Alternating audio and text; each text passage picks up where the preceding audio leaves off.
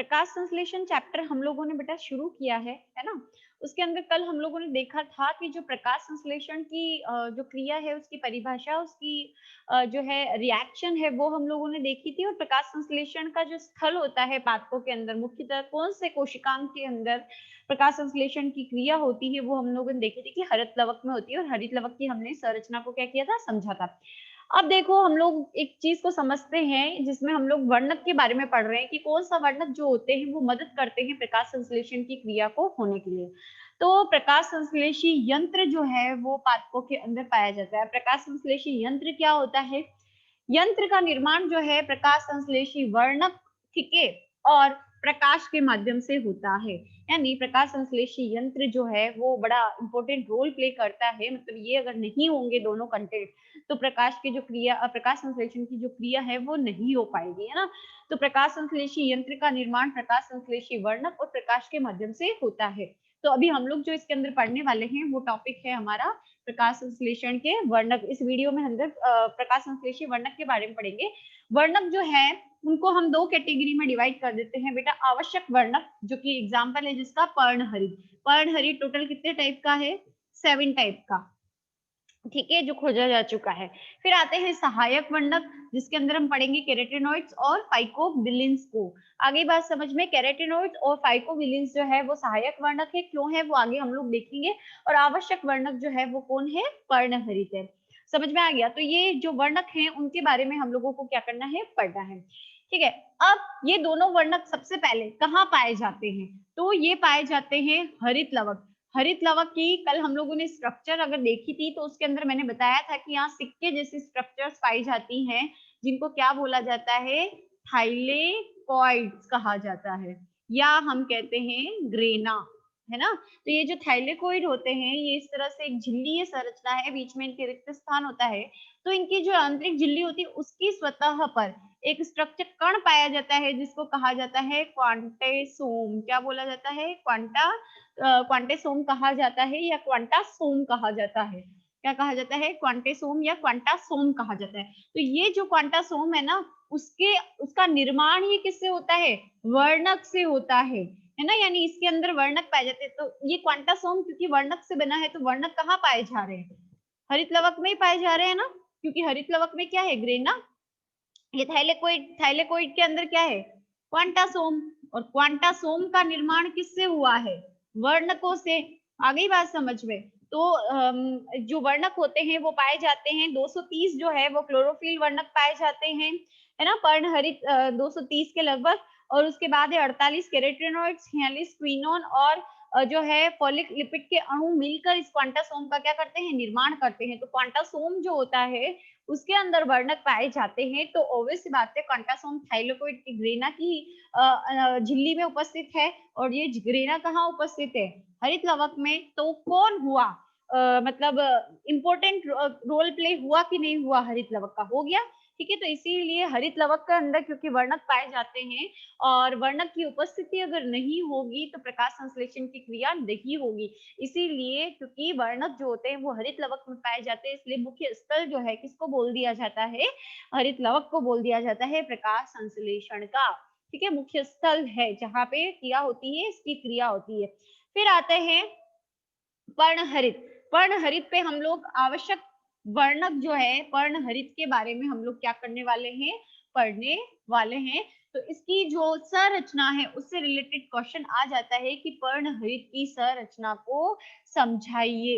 ये एक important question आपका सीधा सीधा 3 नंबर के लिए आता है, चाहे बोर्ड क्लास 11 12 पढ़ो, चाहे नॉन जो है बोर्ड क्लास 11 पढ़ो, क्वेश्चन दोनों में ही आता है। तो पर्णहरित रंग जो है कैसा होता है? पर्णहरित का सबसे पहले पर्णहरित या हम इसको क्या बोलते हैं? क्लोरोफिल कहते हैं। कहाँ उपस्थित होता है? हरित लवक या क्लोरोप्लास्ट में उपस्थित होता है। कलर इसका कैसा होता है? ग्रीन होता है। आ गई बात समझ में? तो हरे कलर का है। और पादप जगत के अंदर टोटल कितने तरीके के क्लोरोफिल है? टोटल 7 तरीके के हैं क्लोरोफिल। ए बी सी यानी 1 2 3 4 5 6 और 7। तो A B C D E 1 2 3 4 5, 2 जो है आ गए आपके बैक्टीरियो वर्डिन, है ना? एक तो होता है बैक्टीरियो वर्डिन और दूसरा होता है बैक्टीरियो क्लोरोफिल, ये दो और होते हैं, ठीक है? बैक्टीरियो वर्डिन और बैक्टीरियो क्लोरोफिल। तो सातवां हो गया आपका बैक्टीरियो क्लोरोफिल। तो ये टोटल मिलाकर 7 हो गए। 1 2 ये क्लोरोफिल ए है, क्लोरोफिल बी है, क्लोरोफिल सी है, क्लोरोफिल डी है, क्लोरोफिल ई है, फिर बैक्टीरियो विरिडिन और बैक्टीरियो 7वें नंबर पे बैक्टीरियो क्लोरोफिल। ये 7 तरीके के क्लोरोफिल जो है अभी तक क्या किए गए हैं, जो है पादप जगत के अंदर खोजे गए हैं। और ये क्लोरोफिल ए जो है वो सावित्रिक क्लोरोफिल वर्णक कहलाता है। क्यों? क्योंकि ये सभी पादपों में क्या हो जाता है, मिल जाता है, ठीक है? तो ये जो क्लोरोफिल ए है वो सात्विक या हम सावित्रिक इसको कह सकते हैं, जो वर्णक है वो पाया जाता है। ये जीवाणुओं को छोड़कर सभी जगह जो सभी पादप होते हैं उनको जो है उनमें पाया जाता है। फिर है क्लोरोफिल वर्णक जो है वो क्या करते हैं, जल में अविलेय होते हैं। जल में क्या होते हैं, अविलेय होते हैं, जल में अविलेय होते हैं, लेकिन क्या होते हैं, कार्बनिक विलायक, जैसे कि कौन होते हैं कार्बनिक विलायक, एसीटोन, अल्कोहल में क्या होते हैं, घुलनशील होते हैं। कार्बनिक विलायकों में क्या होते हैं, घुलनशील होते हैं। और सबसे ज्यादा जो घुलनशील होता है वो कौन सा होता है, क्लोरोफिल बी सबसे जो है घुलनशील होता है। तो पहला अंतर इसके अंदर आपको अंतर पूछे जा सकते हैं क्लोरोफिल ए और बी में। तो पहला अंतर यहाँ से निकल के आ रहा है कि क्लोरोफिल ए जो है वो सावित्रिक वर्णक है, जबकि क्लोरोफिल बी जो है वो क्या है, सॉरी, क्लोरोफिल ए जो है वो क्या जो है वो सावित्रिक है, मतलब सभी पादपों में पाया जाता है, जंतुओं में पाया जाता है। और जो मुख्य जो विलायक जो क्लोरोफिल माना जाता है वो क्लोरोफिल बी को माना जाता है, ठीक है? मुख्य जो क्लोरोफिल है वो क्लोरोफिल ए है, और क्लोरोफिल बी जो है एक सहायक क्लोरोफिल है ना? क्लोरोफिल तो है लेकिन सहायक है। आगे बात समझ में, मुख्य वर्णकों में ये सहायक वर्णक की तरह यूज में लिया जाता है। फिर आता है, ये तो उसकी बेसिक्स की बात हो गई, अब है क्लोरोफिल अणु की संरचना। अगर क्लोरोफिल अणु की हम संरचना को देखते हैं तो इसकी संरचना कैसी होती है, तो वो चीज हम क्या करेंगे, अभी पढ़ेंगे। तो मैं आपके डायग्राम बना देती हूँ ताकि आपको क्या हो, समझ में आए। देखो बेटा, अब हम लोग समझेंगे कि जो क्लोरोफिल होती है उसकी आणविक संरचना कैसी होती है ना। तो प्रकाश संश्लेषण में प्रकाश संश्लेषण यंत्र जो होता है उसका जो मुख्य जो वर्णक माना जाता है वो क्लोरोफिल माना जाता है। तो क्लोरोफिल अणु की संरचना को हमको क्या करना है, देखना होता है। तो इसको जो सबसे पहले इसकी संरचना को जो दिया वो किसने दिया, विल्स टोटर, फिशर और स्टोल के द्वारा क्या किया गया, दिया गया है। ये चीज ध्यान रखना। 1912 के अंदर विल्स टोटर और स्टॉल और फिशर के द्वारा दिया गया है, ठीक है? अब ये क्या है, इसकी स्ट्रक्चर की अगर आप शुरुआत करोगे तो क्लोरोफिल एक ध्रुवीय अणु है, मतलब इसका एक शीर्ष होता है और एक पूंछ होती है, ठीक है? अब इसका शीर्ष जो है वो क्या कहलाता है, पोरफायरिन कहलाता है। शीर्ष को क्या कहते हैं, पोरफायरिन कहते हैं, और पूंछ को फाइटोल श्रृंखला कहते हैं, है ना? पूंछ का नाम क्या है, फाइटोल श्रृंखला। शीर्ष का नाम क्या है, पोरफायरिन वलय, ठीक है? अब उसके अंदर जो पोरफायरिन, इसका जो शीर्ष होता है वो किससे मिलके होता है, तो 5 रिंग से मिलकर बना होता है। इसका जो शीर्ष होता है वो किससे मिलके होता है, 5 रिंग से। 4 जो होती है, एक से लगाकर जो 4 रिंग होती है वो पायरोल वलय कहलाती है। क्या कहलाती है, पायरोल वलय। ये जो आप देख रहे हो ना, 1 2 3, मतलब ये तीसरा है आप, 1 2 3 और ये चौथी चौथी रिंग है। 1 2 3 और ये 4 और ये 5वीं अलग है, ठीक है? ये 5th अलग है ना? तो एक से लगाकर जो 4 होती है, ठीक है, ये जुड़ी हुई है ये वाली, इसलिए ये चौथी है, ध्यान रखना, है ना? तो ये आपके तीसरी और ये चौथा है, ठीक? तो यहाँ पर फर्स्ट से लगाकर 4th रिंग जो होती है वो पायरोल वलय कहलाती है, और ये टेट्रा पायरोल वलय बनाती है। मतलब ये जो वलय बना रही है, ये चारों जो बना रही है वलय, इसको क्या बोलेंगे हम, टेट्रा, टेट्रा मतलब क्या होता है केमिस्ट्री में 4, तो टेट्रा पायरोल वलय का निर्माण करती है और ये वलय आपस में जिस बंध से जुड़े होते हैं, है ना, ये बंध क्या होता है, ये क्या कहलाता है, मैथिल बंध के द्वारा जुड़े हुए होते हैं, मैथिल बंध के द्वारा जुड़े होते हैं ये वलय आपस में, और इनके बीच में जो है वो क्या होता है, आयनित क्या पाया जाता है, मैग्नीशियम आयन पाया जाता है। आपने पढ़ा है अगर पौधों में मैग्नीशियम की कमी होगी तो क्या होगा, ये क्लोरोफिल बनेगा ही नहीं। क्लोरोफिल का कलर कैसा होता है, हरा, तो पादप जो है हरे रंग के रहेंगे क्या, नहीं, क्लोरोफिल बन ही नहीं रहा तो पौधा जो है वो हरा नहीं रहेगा, तो उसको हरिमहीनता कहते हैं। तो मैग्नीशियम की कमी से क्या हो जाती है, हरिमहीनता हो जाती है। पौधों को हरा होने के लिए कौन सा आयन चाहिए होता है, मैग्नीशियम। क्यों चाहिए होता है, क्योंकि ये क्लोरोफिल अणु का क्या करता है, निर्माण करता है। तो सबसे पहले यहाँ पर हम लोगों ने अभी तक क्या देखा कि इसके जो क्लोरोफिल अणु होता है वो ध्रुवीय अणु, उसके दो भाग होते हैं, एक तो होता है शीर्ष और एक होती है पूंछ। शीर्ष जो होता है वो पोरफायरिन कहलाता है और इसके दो पार्ट होते हैं, 1 से 4 जो रिंग होती है वो पायरोल वलय की बनी हुई होती है, यानी ये पहली पायरोल जो है वलय है, ये दूसरा है, ये तीसरा है और ये चौथा है, ठीक है। तो 4 तो पायरोल वलय होते हैं और ये क्या करते हैं, जुड़ने के बाद टेट्रा पायरोल वलय का निर्माण करते हैं, और ये चारों वलय जिस बंध से जुड़े होते हैं वो मैथिल बंध होता है, और बीच में इनके क्या होता है, आयनिक मैग्नीशियम आयन पाया जाता है। फिर बात करते हैं इसकी पांचवे की, पांचवा वलय जो होता है वो साइक्लोपेंटेन रिंग होती है।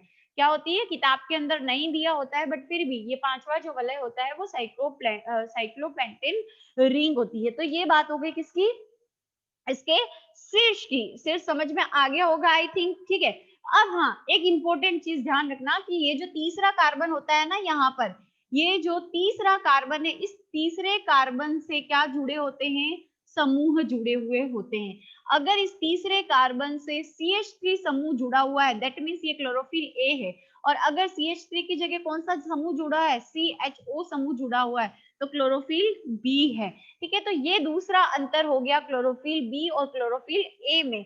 क्लोरोफिल ए जो होता है उसके अंदर जो हमारे जो पायरोल वलय होते हैं उसके तीसरे कार्बन पे क्या होता है, CH3 समूह होता है, और अगर क्लोरोफिल बी है तो तीसरे कार्बन पे कौन सा समूह होगा, CHO समूह होगा। ये चीज है, ध्यान रखना। तो यहाँ पर ये हेड जो है वो कंप्लीट होता है।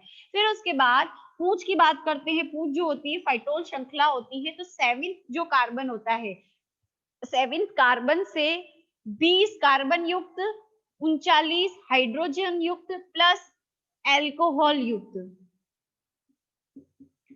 क्या पाई जाती है, एक लंबी श्रृंखला पाई जाती है जिसको क्या कहा जाता है, फाइटोल श्रृंखला कहा जाता है, ठीक है। हाइड्रोजन 39 है, कार्बन 20 है और OH समूह इसके अंदर क्या होता है, पाया जाता है। तो ये फाइटोल श्रृंखला होती है। तो यहाँ पर ये जो क्लोरोफिल के अणु की संरचना है कंप्लीट होती है, ज्यादा कुछ है नहीं। अब हाँ, एक और अंतर आता है क्लोरोफिल ए और क्लोरोफिल बी के अंदर कि क्लोरोफिल ए का जो सूत्र है वो क्या है, C55H72, फिर है ऑक्सीजन के 5 अणु और नाइट्रोजन के 4 अणु, मैग्नीशियम तो हो गई क्योंकि क्लोरोफिल है।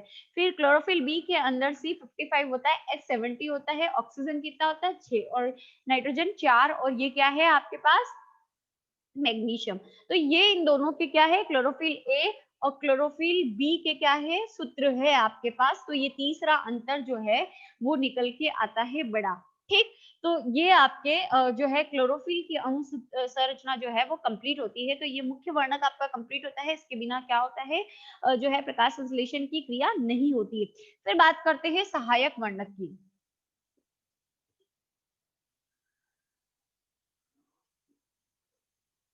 सहायक वर्णक क्यों है बेटा, देखो कोई भी प्रकाश तंत्र होता है उसमें क्लोरोफिल अणु क्या होता है, बीच में पाया जाता है। क्लोरोफिल अणु क्या होता है, बीच में पाया जाता है। ये आवश्यक है प्रकाश संश्लेषण की क्रिया के लिए। और जो सहायक वर्णक होते हैं ना, जैसे कि कैरोटेनॉइड्स हो गया है ना, तो ये क्या होते हैं, ये इसके साइड में पाए जाते हैं। ये प्रकाश संश्लेषण की प्रकाश की उन किरणों को इस क्लोरोफिल तक पहुंचाने का काम करते हैं जिनको ये क्लोरोफिल नहीं पकड़ सकता है ना। तो प्रकाश की किरणों को लेते हैं ये सहायक वर्णक, ठीक है। सहायक वर्णक क्या करते हैं, प्रकाश की किरणों को लेते हैं, है ना, जिनको क्या है क्लोरोफिल डायरेक्ट नहीं ले सकता, इन प्रकाश की किरणों को लेकर किसको पहुंचाने का काम करते हैं ये क्लोरोफिल तक पहुंचाने का काम करते हैं, इसीलिए इन्हें क्या कहा जाता है, सहायक वर्णक कहा जाता है। कौन कौन से हैं? पहला है हमारा कैरोटेनॉइड्स। पहला सहायक वर्णक कैरोटेनॉइड। कैरेट का मतलब लेटिन भाषा में होता है कैरोटा, इसका मतलब होता है कैरेट। इसको सबसे पहले गाजर के जो है अंदर खोजा गया था इस वर्णक को, है ना, इसीलिए इसका नाम क्या है, कैरोटेनॉइड है। किसने खोजा था? इसका नाम है वेकेन रोडर।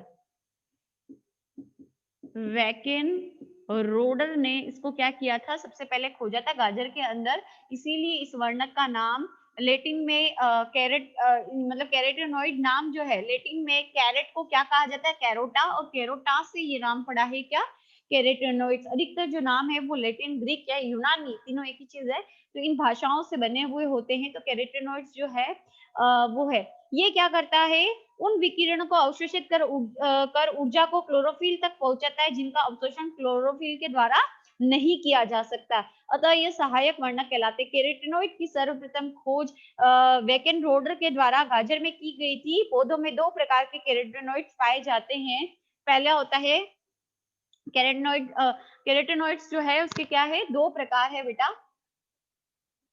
कैरोटेनॉइड्स के क्या है, दो प्रकार हैं। कौन कौन से प्रकार हैं? सबसे पहला है कैरोटीन, ठीक है, और दूसरा जो प्रकार आता है वो आता है जेंथोफिल। येलो कलर और ये रेड कलर देता है, ठीक है। कैरोटीन जो है वो दो तीन प्रकार के हैं, अल्फा, बीटा और गामा। और जेंथोफिल जो होता है वो होता है लाइकोपीन। आपको पता है टमाटर जो होता है वो थोड़ा सा रेडिश येलो होता है, रेड और येलो कलर मिक्स होता है, तो ये किसकी वजह से होता है, लाइकोपीन की वजह से होता है। और गाजर के अंदर कैरोटीन पाया जाता है, ये तीन प्रकार के होते हैं, अल्फा, बीटा और गामा। तो जो कैरोटीन होता है वो गाजर के अंदर कैसा कलर देता है, पिंकिश रेड कलर, यानी थोड़ा सा पिंक और रेड कलर टाइप ये होता है। तो ये दो होते हैं। और जो है कैरोटीन व कैरोटीन में कैरोटीन बी जो है वो सभी हरे पादपों के अंदर पाया जाता है, मतलब ये जो है वो सभी हरे पादपों में आपको मिलेगा। ये जो बीटा है ना, ये सभी हरे पादपों में आपको क्या होगा, देखने को मिलेगा कैरोटेनॉइड्स में। तो देखो कैरोटेनॉइड्स जो है पहला सहायक वर्णक है, इसके दो प्रकार है, कैरोटीन और जेंथोफिल। ये येलोइश कलर देता है, रेड। लाइकोपीन इसका एग्जाम्पल है। तो लाइकोपीन जो होता है वो पाया जाता है, और कैरोटीन में अल्फा, बीटा और गामा होता है। तो ये इस तरीके से आपके क्या हो गए, प्रकार हो गए कैरोटीन के। इसके बाद आता है आपके नेक्स्ट जो वर्णक आता है जेंथोफिल, आपके लाइकोपीन, जेंथोफिल, गलत कर दिया बेटा इसको। ये आपके आएगा कहाँ पर, कैरोटेनॉइड्स के अंदर आएगा लाइकोपीन, ठीक है। लाइकोपीन जो है वो कैरोटीन के अंदर आएगा, और जेंथोफिल जो है इसके अंदर आपके आएगा जियाजेंथिन, क्रिप्टोजेंथिन और नियोजेंथिन। जियाजेंथिन, नियोजेंथिन और क्रिप्टोजेंथिन, ठीक है। ये जेंथोफिल है, येलो कलर देता है, ये रेड कलर देता है। जो लाइकोपीन और अल्फा, बीटा, गामा, कैरोटीन। तो ध्यान रखना कि कैरोटेनॉइड्स में दो कैटेगरी है, कैरोटीन और जेंथोफिल। कैरोटीन के दो एग्जाम्पल, एक तो है कैरोटीन अल्फा, बीटा और गामा, और लाइकोपीन, और इधर एग्जाम्पल है जियाजेंथिन, नियोजेंथिन और क्रिप्टोजेंथिन है, ठीक है। अब इसके अंदर सूत्र का डिफरेंस होता है कि जो कैरोटीन होते हैं उनके सूत्र के अंदर क्या होता है, कार्बन 40, हाइड्रोजन 56। इसका सूत्र क्या है, कार्बन 40, हाइड्रोजन 56 होती है, ठीक है। पर इसके अंदर भी यही होता है, जो है कार्बन 14 होती है, हाइड्रोजन 56 होती है। पर एक और अणु पाया जाता है जो होता है ऑक्सीजन का, और ये कितने होते हैं टोटल? 2। तो ये डिफरेंस है दोनों में, केरोटीन में और जेंटोफिल के अंदर। बात समझ में आ गई है? वापस एक बार आपको रिपीट करके समझा देती हूँ कि सबसे पहला सहायक वर्णक हमारा है कौन सा? केराटिनोइड्स, जिसके 2 प्रकार है। एक तो है केरो केरोटीन, है ना? और दूसरा है जेंटोफिल। केरोटीन जो है उसका जो सूत्र है हमारे पास क्या है? कार्बन 14 H56, ठीक है। ये इसका सूत्र है, मतलब 40 कार्बन के अणु और जो है H56 मिलकर इस केरोटीन का निर्माण करते हैं। इसके 2 प्रकार होते हैं। अल्फा केरोटीन जो है इसके 3 प्रकार हैं, अल्फा, बीटा और गामा केरोटीन, और एक होता है लाइकोपीन, ठीक है। तो लाइकोपीन भी इसके अंदर आता है। फिर जेंथोफिल होता है, येलो कलर देता है। इसके एग्जांपल है जियाजेंथिन, नियोजेंथिन, ट्रिप्टोजेंथिन, और इसके अंदर कार्बन के 40, हाइड्रोजन के 56 और ऑक्सीजन के कितने होते हैं? 2 मॉलिक्यूल्स क्या होते हैं? पाए जाते हैं, ठीक है। तो पीला भूरा कलर देता है ये। इसके एग्जांपल है। इनके अलावा इसके अंदर क्या आता है? ल्यूटीन भी आता है, ठीक है। इसमें लाइकोपिन आता है और इसमें क्या आता है? ल्यूटीन आता है। और जेंथोफिल में ये जो ल्यूटीन होता है सभी वर्णक में क्या होता है? सभी पादपों में पाया जाता है, सभी पादपों में उपस्थित होता है। क्या चीज? ये ल्यूटीन जो होता है सभी पादपों में क्या होता है? पाया जाता है। फिर दूसरा आपका जो लास्ट आपका सहायक वर्णक बचता है वो होता है बेटा फाइकोबिलिन्स। क्या होती है? फाइकोबिलिन्स होती है, जिसके अंदर फाइकोइरिथ्रिन आता है और फाइकोसाइनिन आता है। तो सेकंड आपका केराटिनोइड्स के बाद जो सहायक वर्णक आता है वो होता है फाइकोबिलिन्स। फाइकोबिलिन्स ये जो है वो 2 प्रकार का है। कौन सा है? फाइको एरिथ्रिन और फाइकोजेनथिन, ठीक है। याद करने का तरीका, ये इरिथ्रिन है, लाल कलर देता है। इरिथ्रोसाइट किसको कहते हैं बेटा? मानव रक्त में लाल रक्त कणिकाओं को, तो उसी से आया है नाम इरिथ्रिन। तो ये लाल कलर के वर्णक होते हैं। फिर फाइकोजेनथिन लास्ट में क्या आ रहा है? न, तो ये किस कलर के होते हैं? नीले कलर के जो होते हैं। नीला कलर जो होता है वो प्रदान किया जाता है, मतलब नील हरित शैवाल के अंदर ये क्या होता है? पाया जाता है। और वो लाल हरित जो लाल जो शैवाल होगी उसके अंदर पाया जाएगा फाइकोइरिथ्रिन। इसके अलावा हाँ, क्लोरोफिल ए और बी के कलर के अंदर भी अंतर होता है बेटा। क्लोरोफिल ए जो होता है वो नीले हरे रंग का होता है। क्लोरोफिल ए जो होता है वो नीले हरे रंग का होता है। और क्लोरोफिल बी जो है, देखो हरा तो होगा ही क्योंकि क्लोरोफिल है, तो पीछे हरा हरा तो लगेगा ही, लेकिन ये जो है कौन से कलर के होगा? पीले कलर का। क्लोरोफिल ए नीला, आ की साउंड आ रही है लास्ट में, तो ए में नीला।